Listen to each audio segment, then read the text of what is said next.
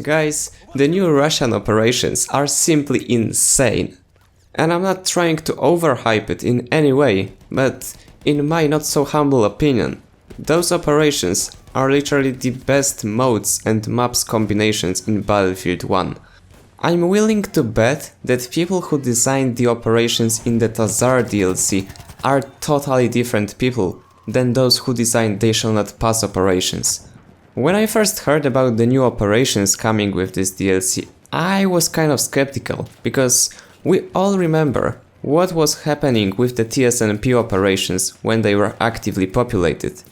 Maps were totally unbalanced in this game mode and there was no way that you could enjoy the game. But those two new operations that we've got with the Tsar DLC are completely different story. Not only they are decently balanced when it comes to the balance between the attacking team and defending team, but also there is a great balance in choosing which map should have elite classes and which map should have behemoths. And my favorite thing about them is that the balance between classes is actually done properly here. The designs of the maps actually allow you to play with whichever class you wish to play and be effective with it. Most of the maps provide you more than enough cover to avoid enemy snipers and bring the fight up close. And even maps like Galicia, which is the most open map in this DLC, allows you to use classes like support and assault effectively, as long as you're using the environment to your advantage. And here is the important thing that you need to remember if you want to play and to win operations on the Tsar. You need to control the flanks, because those are the key to winning the round. I've played so many rounds on those operations already, and the one thing I'm sure about is that players are just dumb. They stick to the middle of the map and the flanks are usually empty, there's no one there. And it goes for both sides, the attacking and the defending. And even if you are a player who cares about kills and you want the high KD, trust me, going for the flanks will provide you more kills than in the center of the map. I'm a proof of that.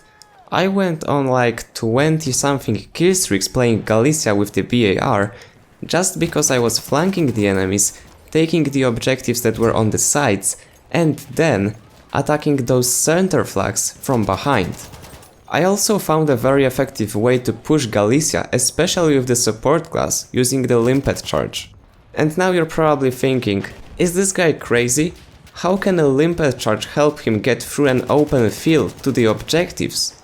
And the answer to this question is because you can create craters in the ground and you can actually hide in them, meaning if there is no cover around and you know that you're going to be approached by the enemy, you just throw a limpet, it blows up, and you can hide in the crater, at least while laying down, so you can regenerate your HP, resupply the ammo, reload your weapons, or do anything that you need to do, and trust me, the enemies are not likely to push you, because they have the same situation as you do. They have to go through an open field to reach you, and most of the enemies are not likely to risk dying in this situation. And even the close quarter maps like Tsaritsyn are still great on operations. I've seen some people complaining that it's unbalanced and it's impossible to attack. And I'm like, guys, haven't you played Rush on Operation Locker in BF4? That was impossible on 64 players. Regaining the control of Battlefield after being pushed back to your base on the first stage was the hardest thing to do, and yet people still managed to do that. Why not manage to push Tsaritsyn? And if you want to know the best way how to attack it, well, use the Asian tactic.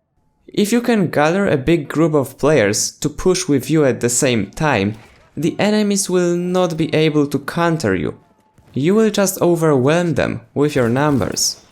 And talking about the two other remaining maps, being the Volga River and the Brusilov Keep, both of them have a very good balance when it comes to balancing teams, and also the placement of the objectives are just great. Both teams get enough cover to either attack or defend, which results in a very enjoyable gameplay experience.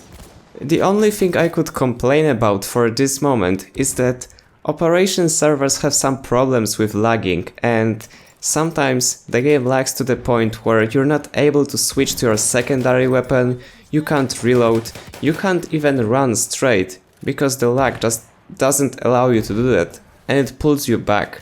Hopefully DICE will fix this soon. I believe this is on the server side, so there's nothing to worry about, because they will not have to release another patch for the client. And that's about it, guys. Let me know down in the comments which Tsar map is your favorite so far and why do you like it. And as always, if you enjoyed, remember to leave a like, subscribe, and I see you on the battlefield.